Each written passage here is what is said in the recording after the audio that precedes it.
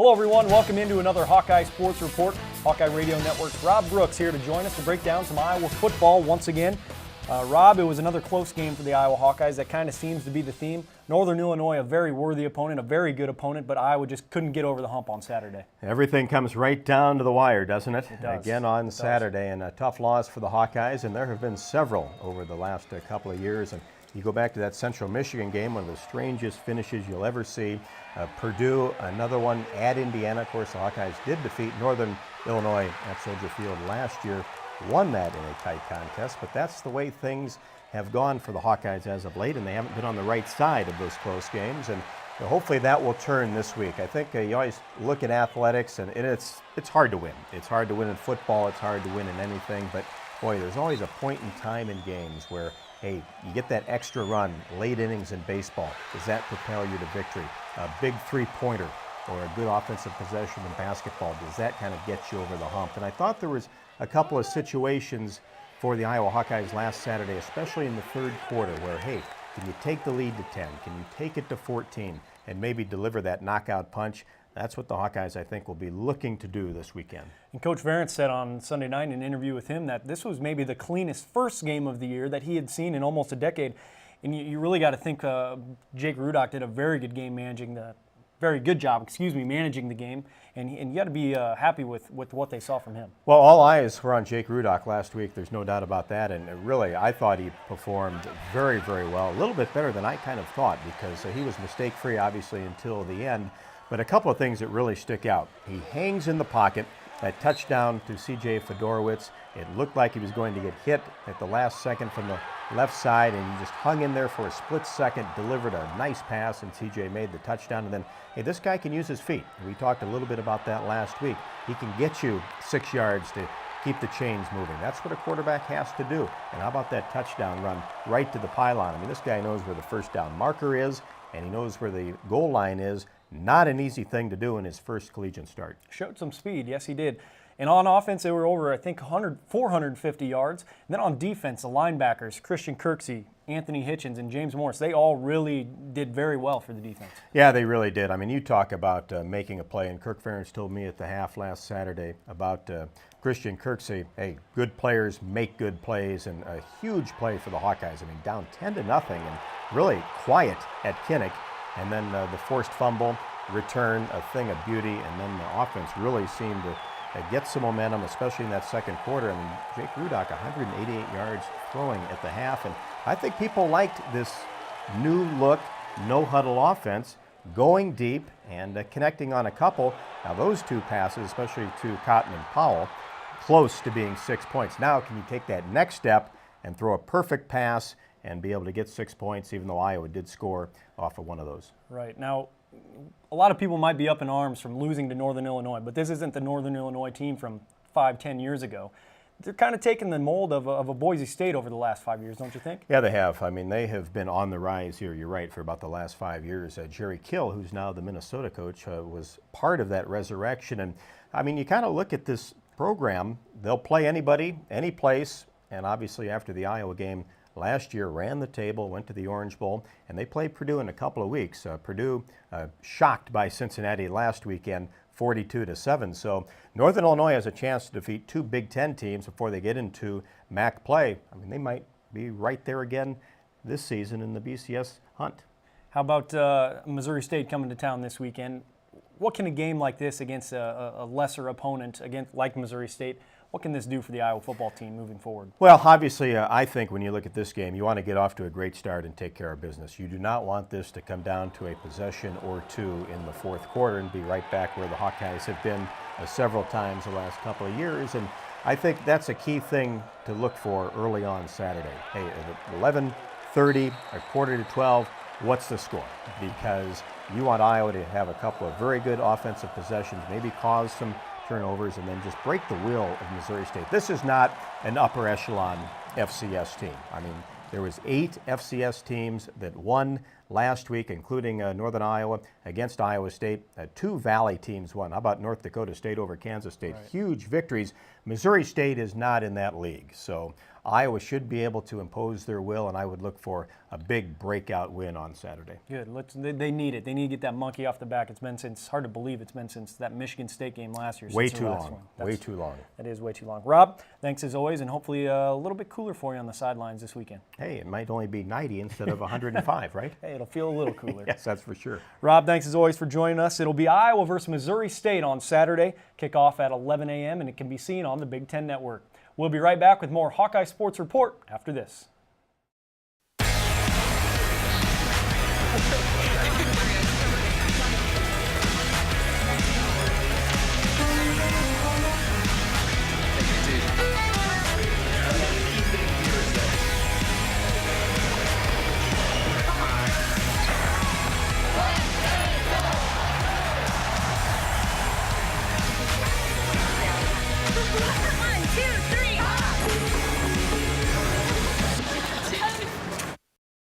Welcome back to the Hawkeye Sports Report. The 13th ranked Iowa field hockey team picked up a pair of wins in Pennsylvania over the weekend. Friday, Iowa opened the season with a 3-1 win over Bucknell. Natalie Caffone, Stephanie Norlander, and Nikki Schultide all scored for the Hawks. Sunday against Lafayette College, Norlander, Carly Johansson, and Kelsey Mitchell also scored in a 3-0 win. This weekend is a big one as nationally ranked Wake Forest and top-ranked North Carolina come to Iowa City for the ACC Big Ten Challenge. Loud and proud, Hawks on 3. 1, 2, 3. Hawks! Very big. Yeah, it's an honor. I mean, we had this agreement 12 years ago with these 4 teams, and I think the Big Ten as a whole and the ACC as a whole and field hockey have a very good relationship. And in particular, North Carolina, Wake Forest, Michigan, Iowa, this is our 12th year. So we're just happy. We're happy to have it in Iowa City and put on a good tournament, and it's going to be phenomenal hockey. We have 3 actually really great teams coming out, and we're really excited to be at home.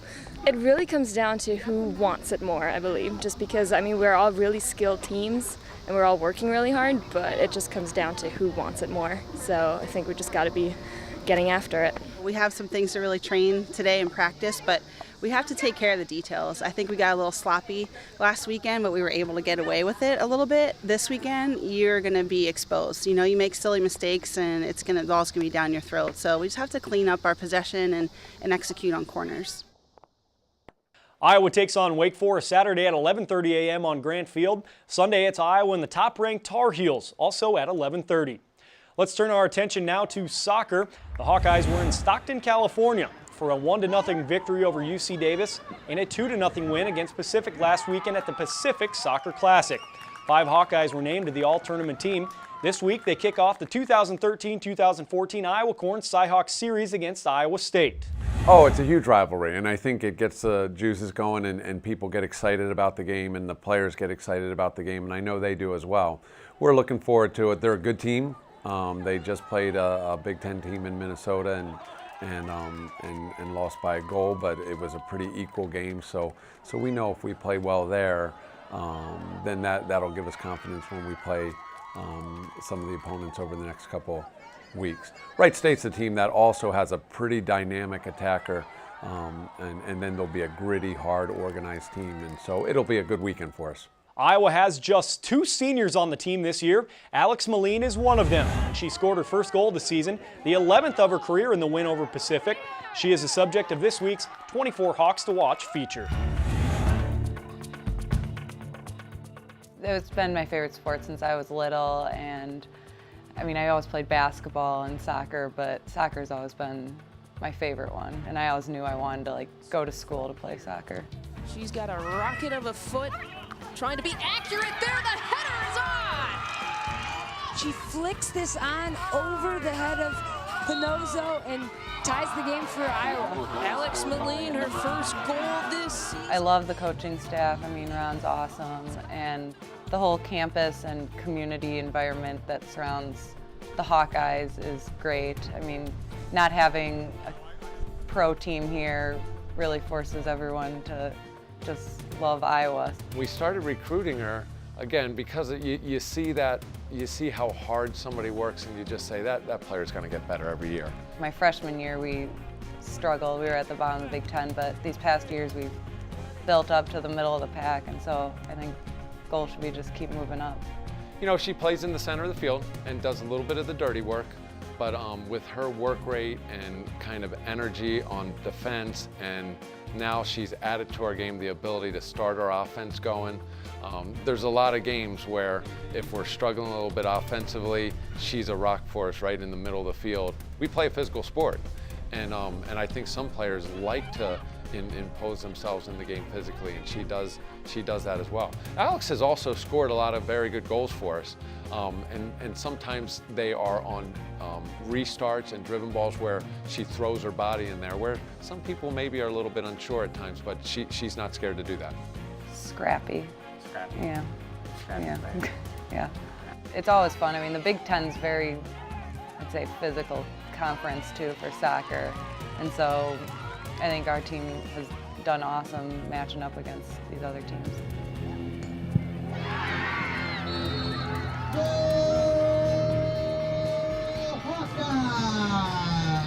We're going to ask her to do even more talking this year and doing things with her voice, so it's not just by her work rate and work ethic, but you know, as she goes, we go at times. She's the engine of our team. She works so hard and has improved each year she's been here. I think she really epitomizes Hawkeye athletes and definitely is excellent for our team.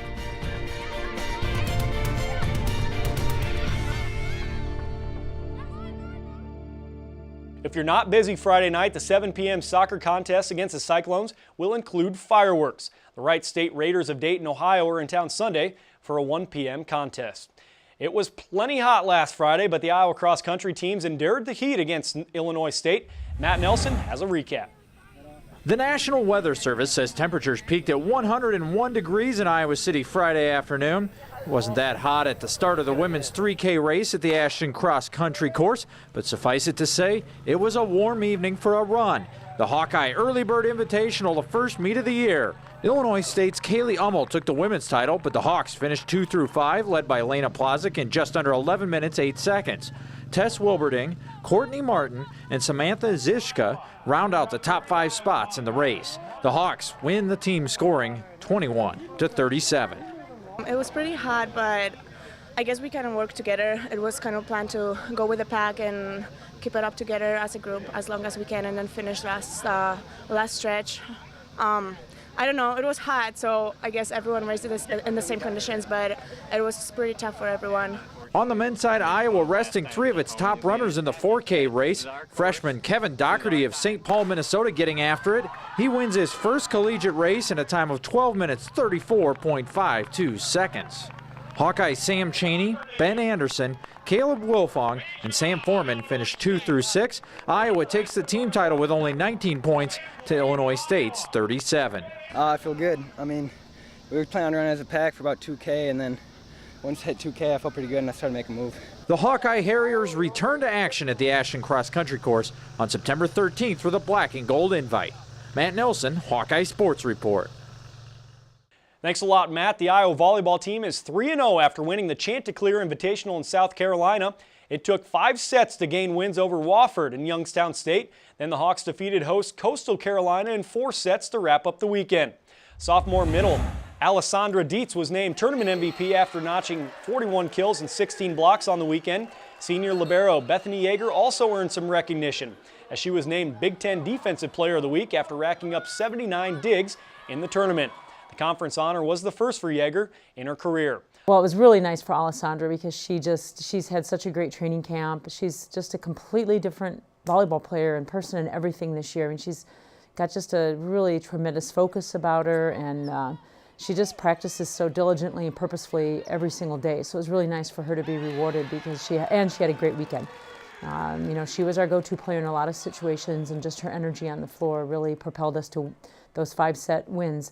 Bethany, that's a great honor. You know, she's given so much of herself, you know, in so many ways to this program over the last, now going into her 4th year. So it was really nice for her to be honored, you know, and recognized by the Big Ten office. You know, obviously in the conference it's got the best volleyball players in the country, for her to get recognized. It's super excited for her, and she again had a great weekend and is playing just like you would hope a senior would play. Iowa looks to build on the good start to the season and will hit the road again this weekend to play 3 matches in the Valpo Popcorn Classic. We're back with baseball and more of the Hawkeye Sports Report after this. Hey Hawkeye fans, don't miss the action on MediaCom Court at Carver Hawkeye Arena this fall with an exciting season of Iowa Hawkeye Volleyball. For only $30, you get 2 season tickets, 2 Iowa Volleyball t-shirts, weekly emails, and much more. Seniors Nikki Daly, Rachel Bedell, and Bethany Yeager want to see you at Carver Hawkeye Arena this season. To order, call 1-800-IA-HAWKS or visit HawkeyeSports.com. We'll see you at Carver Hawkeye Arena this fall. Go Hawks! Welcome back to the Hawkeye Sports Report. Let's talk some baseball. The Iowa baseball team hired Rick Heller as its new head coach over the summer. Heller built programs up at Upper Iowa, Northern Iowa, and Indiana State before taking the new job here in Iowa City.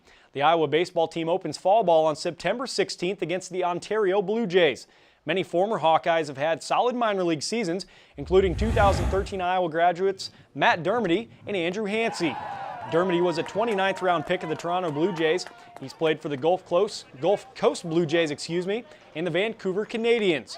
Through the end of the regular season, Dermody has a 5-1 record with a 1.66 ERA and an impressive 51-4 strikeout to walk ratio. Hansey was a 22nd round pick of the Tampa Bay Rays. He suited up for the Hudson Valley Renegades and the Bowling Green Hot Rods and has a 3-2 record and a 2.75 ERA. Both will have the opportunity to play postseason ball. Other guys in the minors, Justin Toole and Mike McQuillan, are the other former Hawkeyes on the field in the minor leagues. And one other Iowa graduate continues to work his way up the minor league ranks in the press box. Matt Nelson has more.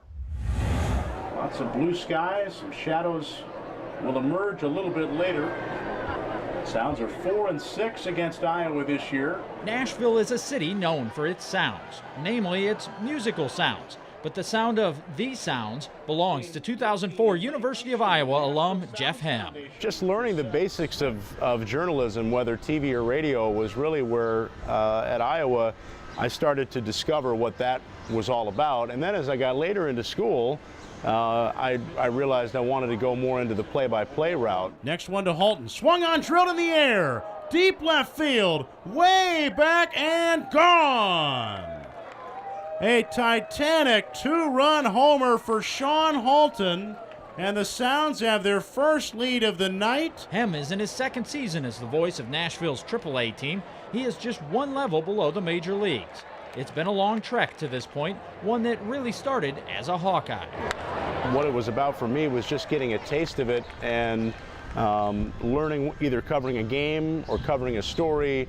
Iowa played a big part, as I look back, in starting my career. I went to New Orleans, where the winter meetings were, and interviewed with a guy who actually now works for the Iowa Cubs, a former Hawkeye, and interviewed with him, and eventually was offered, it was basically an internship, offered the internship in Battle Creek, Michigan. After Battle Creek, Hem landed a full-time gig as the voice of the Kane County Cougars. Was there for 7 years, not for lack of trying to move on. Sometimes you have to just be in the right spot at the right time, and you have the right people like what you do. But I also didn't feel compelled to have to move on to go to some smaller town just to say that I'm at high A now. 3-2 on Dave Sapelt. Brad Nelson waiting on deck. And the payoff pitch. Fastball grounded fair inside of first and down the right field line. Watkins will score. Halton digs it out of the bullpen. Sapelt heading to third. The relay by Stacia will be held. It's an RBI triple for Dave Sapelt, and it's a 1-run game. Prior to 2012, Hem made the jump to AAA. He's traded in the charter bus rides to Beloit and Bowling Green for early morning commercial flights to Round Rock and Tacoma. 2 in the 3rd, and they've all come from Logan Watkins and Dave Sapelt. It's still about calling the game. You're still describing what you see and trying to paint a picture for the listener.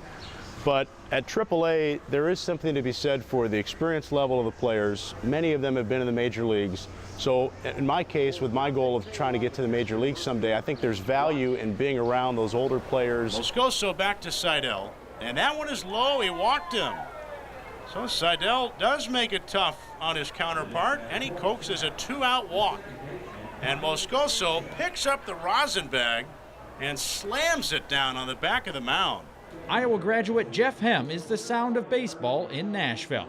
He's working his way toward the big leagues. Biggest thing is you just have to have the right person like what you do at the right time. I still think it's almost harder in some ways to get there as an announcer than it is as a player, just based on the sheer math of how many jobs there are and how few become available. I mean, Vince Scully's been doing Dodger games for 6 decades. I just love the game, and I love the challenge of radio, trying to describe a play. Every game there's a play that's just a little bit different that maybe you haven't seen before, so it keeps you on your toes. And on radio, you've got to work hard to keep your audience. So I love the challenge of it. And at the end of the day, it's baseball, and you're paid to be there, and I don't know what I would do if I weren't doing it. Here's a swing and a fly ball, shallow left center. Garner will come in. The breeze will take it to him. He makes the catch, and the inning is over. Iowa gets a run back. Dave Chappelle triples in Logan Watkins. 1 run, 2 hits, 1 left, and after 3 in Des Moines, it's the Sounds 3 and Iowa 2. Thanks again, Matt, and a big congratulations going out to soccer goalie Hannah Clark. She earned 2 shutouts over the weekend and was named Big Ten's Defensive Player of the Week. That's all for this week's edition of the Hawkeye Sports Report. And be sure to head out to watch the football, soccer, and field hockey teams in Iowa City this weekend and get the latest Hawkeye news from HawkeyeSports.com. Have a great week and go Hawks!